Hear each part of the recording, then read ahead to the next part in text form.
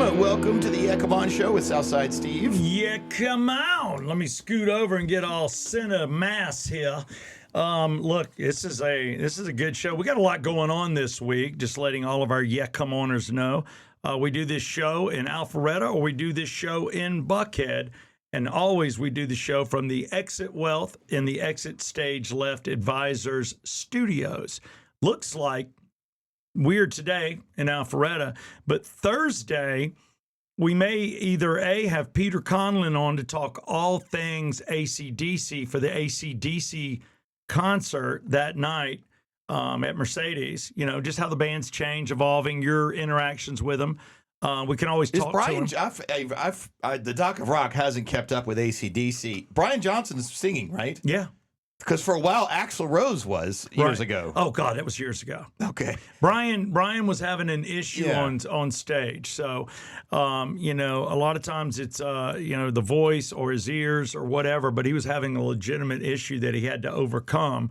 And he did. And in the meantime, due to doctor's orders, they had to have a fill-in singer. They wanted to meet their dates. They grabbed Axl Rose. Yeah, that was a good match. So we really just had Brian Johnson and Angus. Malcolm passed away a while ago. Well, we can talk about that. Is Cliff Williams still playing bass? I don't know. Their drummer. He got into some trouble a while back. Yeah, and their drummer just retired. The drummer Chris Slade. Yeah, he just retired at 79. Wow. So, you know, but you know what? In AC/DC, it's never about the drummer. That's the crazy thing. Yeah. In all bands that are that big, you know who the drummer is. Yeah. This one, you really don't. Well, I know him because he played with The Firm. With Jimmy Page and Paul Rodgers in the 80s. So he's kind of been like a higher drummer for several bands. Right. But yeah, he was with AC/DC for a while. Yeah. I don't know who the original one was. I don't either. You see him in some videos. His bald head. He's had a bald shaved head forever. Right. But it's always about Angus and a little bit about Malcolm, but it's Angus and Brian Johnson. Yeah. If you have those two, you can still do Mercedes-Benz. Yes, you can, and they are. You know, you look at the loss of Malcolm, but Malcolm was kind of I would assume shy. I would assume his brother's like flamboyant, crazy, probably because he's small in stature. You know, it's kind of like that Kevin James or anybody famous that if you're short or you're overweight or anything, you just act out and you're the Kevin more Hart, crazy. you're thinking Kevin Hart, but Kevin James, it was a little heavy. I've seen him, but Kevin Hart's really who I was referencing. But yeah, when you look at Malcolm, he's just chill, man. He had the good thick hair. He's just back there playing, and his brother, the iconic schoolboy outfit. I mean, how marketable was that? And I mean, now he's got to keep it up. And when you see tribute bands do it, you got to have a kind of a shorter guitarist. He's got to be able to play well, and he's got to be able to pull off that look and some of those antics. Yeah. Otherwise, it's not going to work. And there's a lot of great days. Back in Black is the local one. Yeah, I love Back in Black. Yeah. They're great. I've worked with those guys probably 15 times. I've hired them at my bar. I've been to so many different things. We're like, you know, we've got my 50th birthday party that we did what turned out to be the last night of Wild Bill's. We were there, and I had Jesse James Dupree there, who's very good friends with Brian Johnson. Yes, they race cars, right? They're just. Matter of fact, when Brian's in town, if Jesse's in town because he just finished Sturgis, there is no doubt that Brian Johnson will go by and see Jesse and hang out at his house. They always hang out. So when I had Back in Black there, they grabbed Jesse. I'm like, he's here at my birthday, my 50th. Get up there. And I'm like, if anybody can pull off AC/DC, you can. You got the voice and your best buddies with Brian Johnson. And the songs are pretty simple, some of them. So sure enough, he got up there and did it. So I just love the band. I've never seen a band not care about how they look, get sweaty, get gross, keep playing. They just love to rock. I mean, they are authentic as hell. And I do think this is the last tour. Yeah, that's been a lot of speculation. I don't know how old Angus is now, but I think it's because of Angus. Yeah. I mean, you got to look at it. I saw, and I'll bring it up in a minute. We're going to do a combo today. Get Mike ready. Mike, combo. What I want to do is because the sports news I'm going to bring up is a little Steve MZ-ish, and I have Steve MZ stories, so we're going to do a combo. We'll do Polydictainment after, and then we'll do track 13. Which obviously is going to have to be an AC/DC song now. Has no choice. Maybe for the rest of the week. I think it should be the rest or of the week. Jackal. Since we mentioned Jesse James Dupree, I could do a Jackal song too. Oh, I've got some favorite Jackals. Yeah. Okay. All right. I mean, if there's anybody I've been backstage with, I don't know who more. Collective Soul probably, but Collective Soul and Jackal, those are the two bands, along with Driving and Crying. I don't know who I've seen more between those three bands, but they've played such a heavy thread through my life, where I have all access to all three. But, it is what it is. For me, AC/DC, I just didn't have that kind of access. But it is cool to talk about. It's going to be a great show on Thursday night. Great sports week, which is why we're combining it with our sports guys. Again, we're bringing on Loudon Jenkins. He'll definitely be on tomorrow. And everything's gearing towards this weekend in golf at Eastlake. And, of course, we'll finish off Friday with Jack, who his father had a corporate membership for about 11 years at Eastlake. He was married at Eastlake, and he's the only buddy of mine that shot a 72 out there. So Jack tore it up. I have had a great 5-hole combo out there, but I have not had an overall score lower than like around 90. So every once in a while you get hot. Yeah. I only play a couple of times a year, so but I you got a really, decent game. I will respect keep up. your game. Thank you. I can keep up. Yeah, with I was the group. Surprised. I was like, wow, because I was having a bad day, and you were having a I don't know what day that was for you. Yeah, but you were pretty. I was had a few good shots. Yeah, but I did play. I did tear up a golf course with I landed 2 on the green from 180 and 190 out off the tee. So I was feeling pretty good about that. If you can get close to the hole, I was like, all right, that was a golf shot. But, hey, we all play. We all love music. The Yeah Come On show is really about Atlanta and everything that you do. It is a 4-hour radio show done in 30 minutes, maybe a little more, occasionally a little less. We'll see where we end up here today. But it's a hell of a lot faster than 4 hours. Can we get away with that? Yeah. Boom. Combo time. Combo, you can do it. Can we get a sponsor first? Oh, you want to do a sponsor? I'm so nervous about the combo. When you hit both, just hit them both. We got Mike, our engineer. I want to thank, first off, a couple of sponsors. I want to get into North Atlanta Golf Carts because this is going to be about you, meaning sports and Steve MZ. Golf carts, you need them to play golf unless you just enjoy walking 8 miles or you have a caddy. But now everybody uses them. This is where the Steve MZ comes in. They're social. These neighborhoods, man, everybody wants a golf cart. And then you start with the 4-seater, and you're like, all right, this is cool. Next thing you know, you're into the 6-seater because the family got bigger or the friend group or whatever. And then it's like, what one do you get? Nobody drives a white golf cart anymore. Nothing against. No, they're all decked out. Candy apple red, sparkling blue. And North Atlanta Golf Carts has 2 locations. Don't worry about the location, Brazelton and Beaufort. It's worth the drive. Plus, you can go online and see the golf carts or make a couple of phone calls. And they'll deliver it to you. But they deliver, and they come down to pick it up for maintenance. They got a guy that does nothing but drive. I think they got 2 dually trucks with trailers, and all they do is drive, either delivering parts or picking up golf carts to work on them and bringing them back. It doesn't matter where you live in the state of Georgia or if you live outside of Georgia. So when you go, ask for Craig Riddle and ask for the Yeah Come On deal. And since we're going to get a little mental here, and if there's anybody that needs counseling, it's somebody that loses a young person, can't imagine the pain as a father, that's where somebody like David Markwell comes in, and that would be Markwell Therapy. He's not just a mention. He's for real. This guy is rock solid. He has 8 psychologists in his group. And, man, they talk about anything and everything. And I've been there and seen old people in the lobby and young people. And then there's me. Let's do it. Yeah, come on. How was that? There you go. That was the combo. Oh, that was not bad. That was a combination. So Steve MZ and sports. What do we have today? Well, it's hard for me to get away from certain people that do certain dumb things. I'm going to mention Jimmy Kimmel because I was very good I won't say friends, but we were on a first name basis early in his career when he was working with Ben Stein's Money, and I have the regular guys to thank for that because they became friends. Am I correct in saying Bob Eatman was his radio agent as well as the regular guys? He was like everybody's radio agent back in the day. And that's why the regular guys got such a great salary coming in. The regular guys were second choice for 96 Rock in after the debacle of what was John Boy and Billy. Yeah. When John Boy and Billy didn't work, and I ran the board for it, and I localized it along with Beth Keppel, then they let Beth go.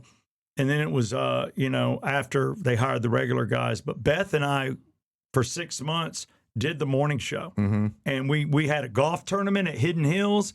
We had a lot of big events we covered. It was a lot of fun. It really progressed my career. Mm-hmm.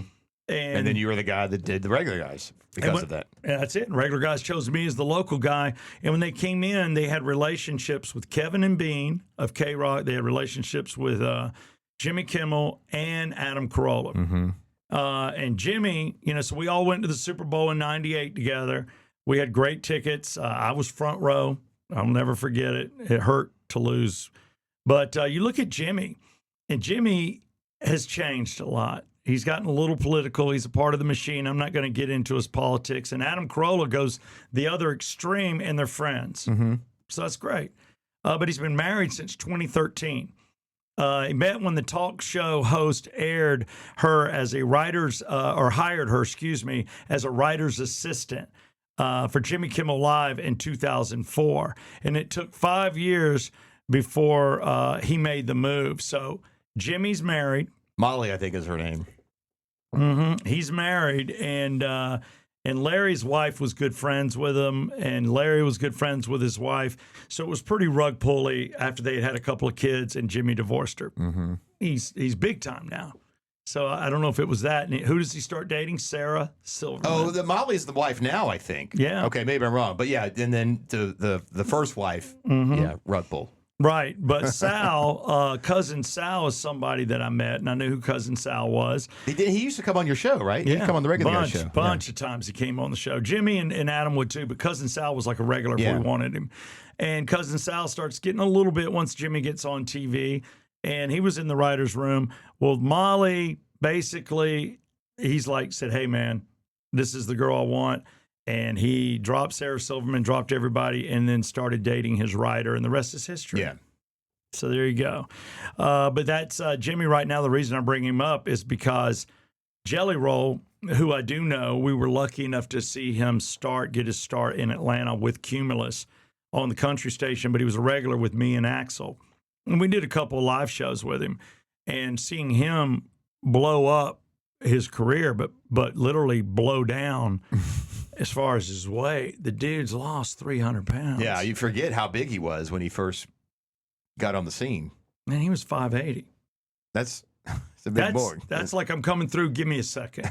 I mean, that dude was out of breath after about 30 steps. Mm-hmm. Now he's around 280. Still a lot of weight, but he's looking good. He hosted the other night. Yeah, that's interesting because I know he's had some guest hosts, Jimmy Kimmel, some fill-in hosts, but Jelly Roll doesn't seem the kind of talk show host kind of guest host. I wonder how he did. He was pretty funny. His monologue was funny. He talked about not being able to see his penis for so many years, and when he saw it, you forget about that when you guys are that big. You literally can't see it. I don't know how that works. I don't either. You just find it, or you point, or you sit down to go to go number one. I don't know. You don't want to pee on the bottom of your belly. That's peeing on the hood. Don't pee on the hood. But he joked around about Trump and being in shape and other stuff. He didn't go after him politically, but he just kind of joked around. So it was a pretty good monologue. So I'm just giving Jelly Roll props. And Jimmy has got some decisions, just depends. You let politics become that big of a play, and you're doing these things and saying things you shouldn't. And is talk radio kind of like regular radio? It's coming down. It's got to rise back up if it's going to do it like a phoenix. Locally, the only other person in trouble, and the question becomes, how much trouble are they really in? Because I'm hearing different things, and I'm referring to someone that I dated, and she was a Real Housewife of Atlanta, married Corey Bierman, and she had several boys, redheaded boys with him. She already had her 2 daughters, And, she's been in the news for losing money, mismanaging, and now she's dating a guy with a lot of money, and now Croy's dating his ex, and it looks terribly TMZ-ish. It looks terribly like they're setting up a reality show.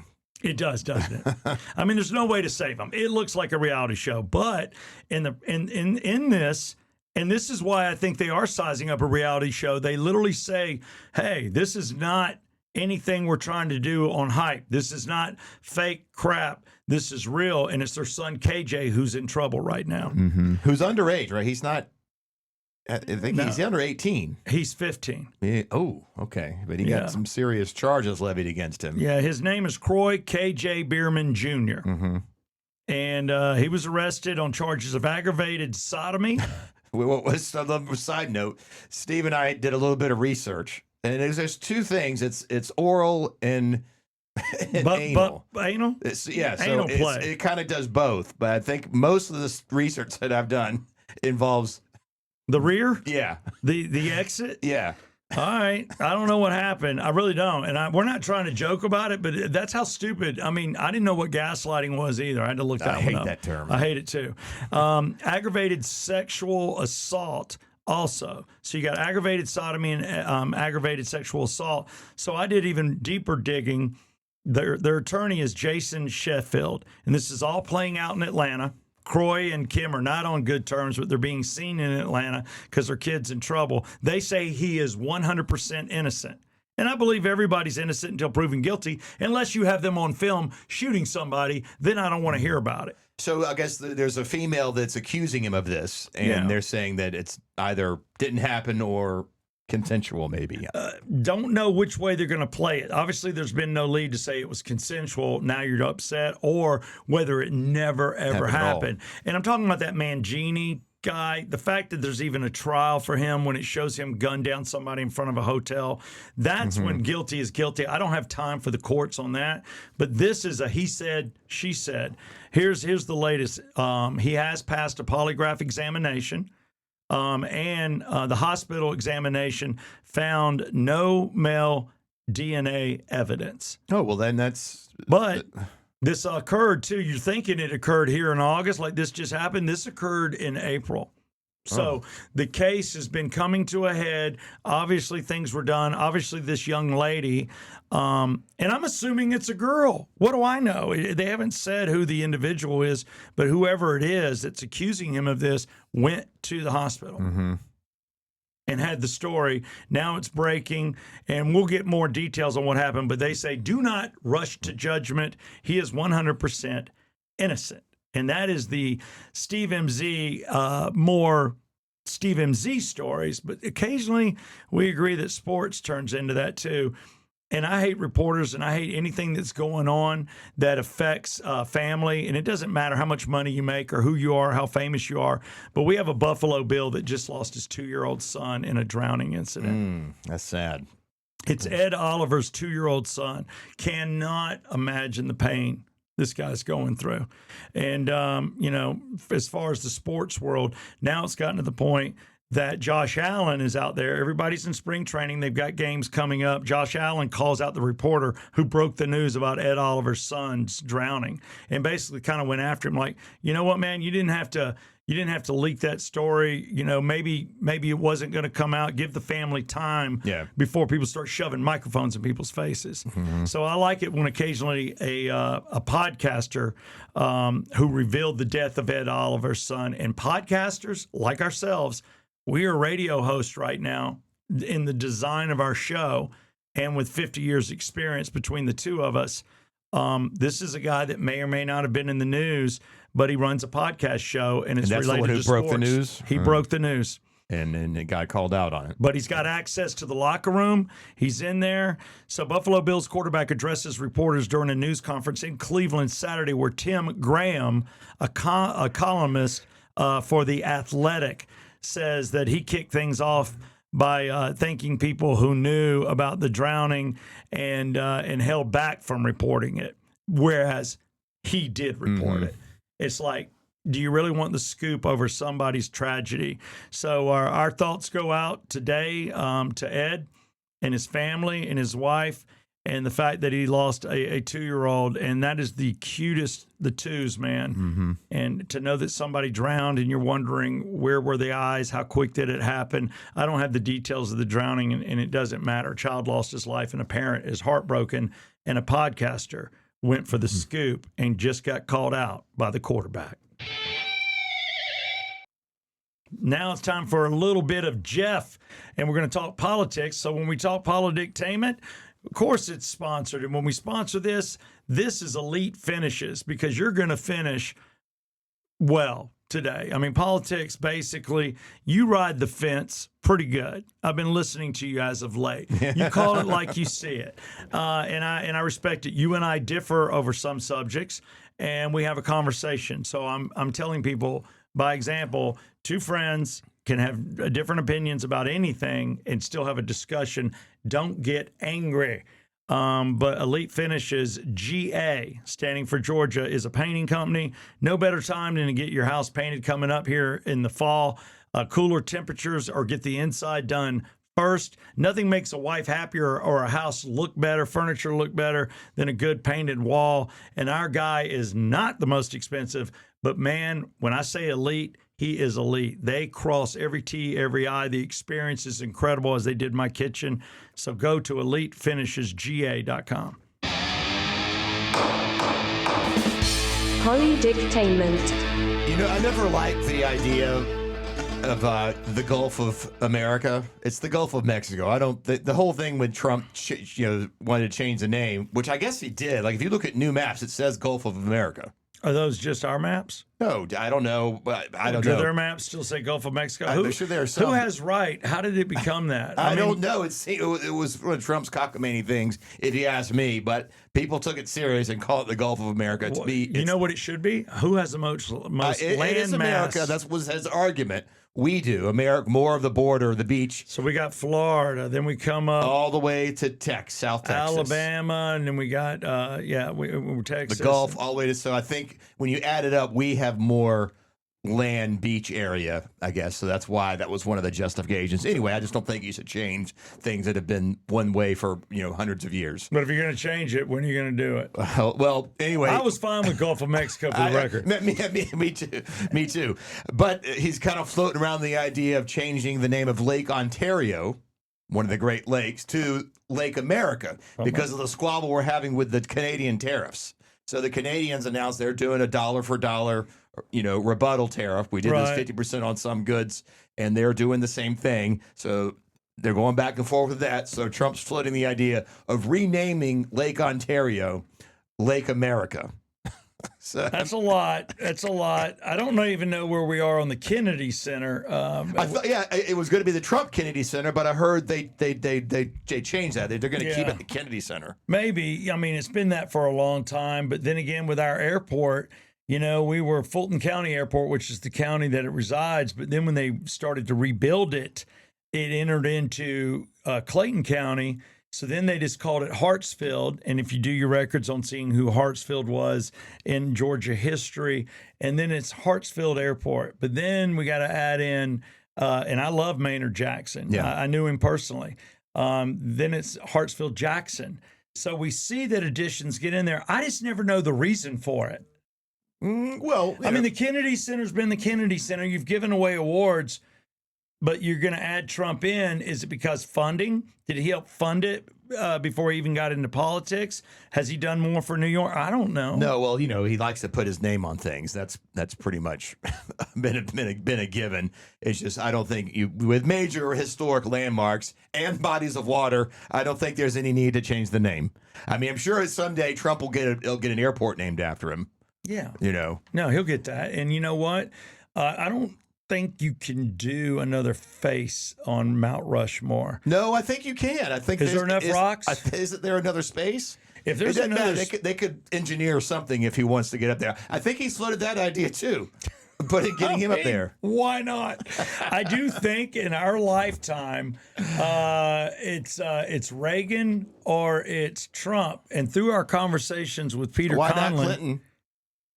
He was. I got to tell you, the oral sex and the the big room. He's just got caught. I'm sure they're all doing. Kennedy was all over it. Yeah, I don't even know. We see in movies the Lincoln Tunnel, or whatever that tunnel was. I don't know what president dug it, but it must be a real thing. And I think he went out it a lot. I think he did it a lot. I think his wife woke up. Oh, crap. Well, who would you see on Mount Rushmore of all the presidents in our lifetime? Well, here's the thing. If you ask me blankly, without any knowledge, it would be between, for me, the two greatest presidents, I think, as far as character and everything. And I vote right. So I'm going to say Reagan or Trump. Mm-hmm. I would say Reagan. Yeah, and the reason, but then we talked with Peter Conlon, and you find out that Jimmy Carter had initiated a lot of things that Reagan was able to take credit for, but it needed to be a smooth transition. We needed to heal the country. We were in gas lines. We had hostages. Vietnam had ended. There were a lot of reasons to let Reagan be the star that was born, but he did 8 years. So did Carter really lay that out? There's no doubt what Trump has done, nobody helped him. I mean, he came in between two Democratic presidents, did what he did, had an election stolen, and just do your research. It's not because I voted for him, but it was stolen. That's where the darkness came in, and we realized we had a president that couldn't even complete sentences, God bless, and then he gets it back. So to me, he's done it the hard way. It just feels like it's going back and forth, 4 years, 4 years, 4 years, nothing ever gets done. I know. It's almost like you need 8 years. Yeah. But you need the right president in there. Imagine 8 years of wokeness. Lord have mercy, my shoe. So I'm going to lean Trump. For Mount Rushmore? Yeah. But then he'll change it. It'll be Trump Rushmore. No, he can't do that. Donald, you can't do that. But think about it. Both Donald and Reagan took bullets, technically. Yeah. You're right. They were both. Some more realistically than others. Yeah, I kid. Oh, Trump. don't start. Yeah, don't. I didn't say anything. I just said you kid. This is a humor show. Some bullets seem more realistic than others. That's all I'll say. You draw your own conclusions. You know, I did read something on Reagan. They said I don't know why I was doing a deep dive actually last night. It's funny how the conversations come up when you've actually looked at that subject matter recently. They said he lost a third of his blood. Reagan did. He almost didn't make it when they got him to the hospital. That was tough. And then Donald Trump got a grazing, but those were real bullets because people behind him, that poor firefighter lost his life. Yeah, I've never heard anything about the family or anything ever since. Just got boom, bang, done. I think just like in the movies. But I think some people don't want to be in the news because do the research. You can find out. You see who the woman is and what she's gone through, and the husband, and what's been done locally is the fire department and what they've done for the family. It's all real. But I think some people are like, don't make us a story. Okay, all right, fair enough. I'm just putting it out there. But when it comes to the shooter, then there's a whole nother thing too. That one I'm not going to cut slack. I saw him for a day. I don't know what happened. I don't know a thing about his family. We didn't investigate. He had no social media, 19 years old or however old he was, no social media, nothing. Yeah, it's a little fishy. That's all we're saying. That one's a little fishy. And also the dude that shot Charlie Kirk, again, that one's another thing. fishy. Yeah. And I don't know what to believe. I'm like, good Lord. Now we just opened up a few cans. All right, let's end it with a good song, track 13. Jeff and I were talking earlier. It's going to be AC/DC related. We have a concert this Thursday night, maybe the last time AC/DC visits Atlanta. You never say last, but there's no doubt they're winding it down. And at this point, they don't do it for the money. No. There's nothing to do. And if you watch Angus, just look him up, man. The social media is there. I've done it. Watch him on the street walking. It looks like just walking hurts. Yeah. And that dude's got to bounce. That's got to be. Oh, that's a lot of shake it and He's got to bounce around on one leg for our entertainment in a kid boy suit. And been doing it for 55 years. Yeah, maybe he wants to dress like a man and quit doing that. I mean, I don't know. He and Chuck Berry, that was a stretch putting your foot out. I'm like, and you picked a tough thing to keep doing night after night. Well, I could pick an AC/DC song, a deeper cut. That's one of my favorites. You know what I love? Anything if you're going to go deep, and I know you're going to do it the right way because you understand music, whereas I'm going to go shallow. I love the whole soundtrack was AC/DC. The Who Made Who? Yeah, the Who Made Who The album. original AI movie. Because Yes. the machines took over. The machines took over.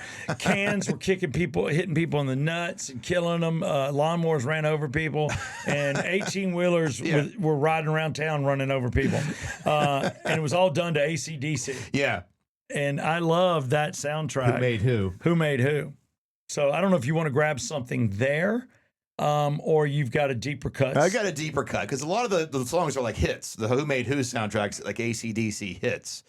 Although Who Made Who itself, I think there's an instrumental on there. Probably, yeah. Yeah, that was used in the movie. Which lead singer do you like the best on AC/DC?